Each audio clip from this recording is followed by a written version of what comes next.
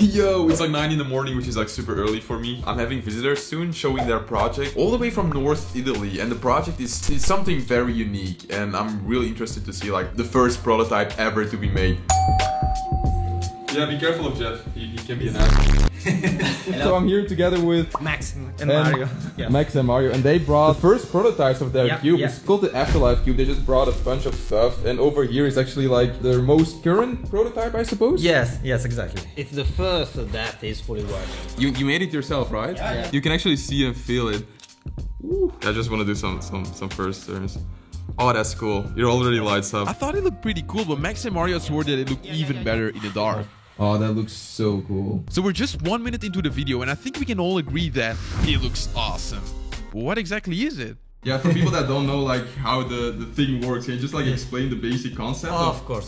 The basic concept is that you face a blank cube when you start. You don't see anything. You have just lights to tell you when a facelet is on the right face. You start with a blank cube, but once you turn it on, you have these lights on the cube. But Cupid, what are these lights for? A light on the cube shows that that specific facelet is on the right side. The goal is to like lit the entire cube. That's really cool. Exactly. Who actually thought of this concept? It was my idea, in fact. It was your idea? Yes. The idea is pretty simple. A light shows it's on the right face. If it's off, it isn't. But the implementation of that idea wasn't that simple. In fact, it took Mario and Max 2 years to go from that idea to the first prototype. We were together to demonstrate that the idea could work. This was the first step. Yes. Then to demonstrate that it was playable. Second step. Yes, I needed the prototype to understand if it was fun to play. Are you having fun? Yes, I do. Like you mentioned as well, like there's like 30 meters of wire just inside of this cube, right? Let's show him the pieces. Ooh, this is some fancy stuff. Circuits, LEDs, 3D printing, the stuff they showed me went way above my head. But because their team consists of people with crazy backgrounds, they were able to fit 1,318 SMT electronic components in a single cube. Wait, what does SMT actually stand for? Oh my god! This was the first partially working prototype. It doesn't look working. Yes. Right No. Well, right now no, even because you don't have the nucleus inside.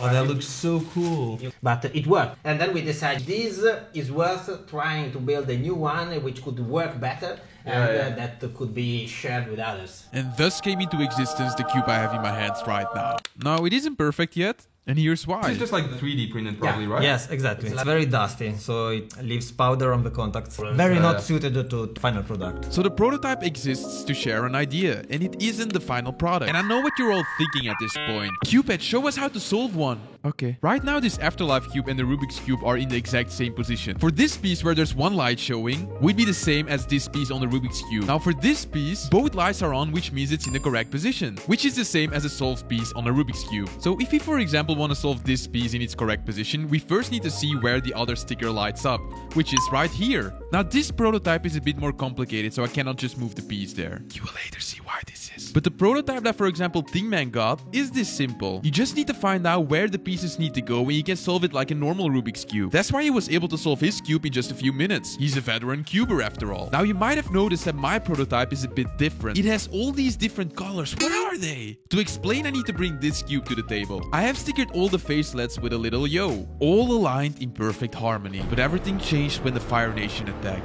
When I scramble this cube up and solve it again, watch what happens. What? How is this possible? The center can be in 4 different orientations relative to the solved state. Max and Mario are experimenting with this idea to have 4 different levels for the cube. The level the cube is in depends on the center orientation of that side. The first level or the first center orientation is the blue level, which I talked about in this video. The second level is the normal Rubik's Cube mode. Here you can see all the colors of all the facelets just like a normal Rubik's Cube. The third level is the purple solution. Now the purple solution is the hardest one because for this one, opposed to the blue solution where each facelet lights up, on the purple solution, only a piece lights up if it's in the fully correct position. And the last center orientation turns the cube off.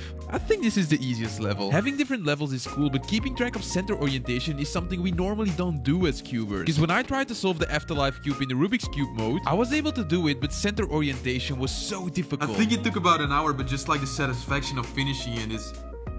Shall I do the normal mode right now? I think I'm gonna wait with that until I get the other prototype. But this cube right here is mainly there to show an idea. And the different levels just show that Max and Mario are experimenting a lot to bring a complete experience for the final product one day. But Max and Mario aren't just stopping with the cube. For example, the charger that it comes with acts as a way to totally turn off the cube. But even cooler, it can also be used as a way to power the cube, so you can use it as a light while you put it in their stand. Oh, hi Jeff. You came all the way from Frankfurt to my place. Yeah. Why are you traveling then? We are trying to promote this idea. We really want to make the product out of an idea, so we are crowdfunding. Crowdfunding is a way to fund a project by raising money from a large number of people. Yeah, because you mentioned before, like just making a prototype like this. How much did it cost? This prototype, $1,500. yeah, electronic parts, 3D printing. Yeah. Let's say if you have a lot of people backing up the project and you can do like whatever you have in mind. Like, what do you think like the eventual product will look like, or what it will cost, or stuff like that? We're asking $150 on Kickstarter for every cube. We'll earn absolutely nothing from this. Yeah. It's calculated to limit our losses,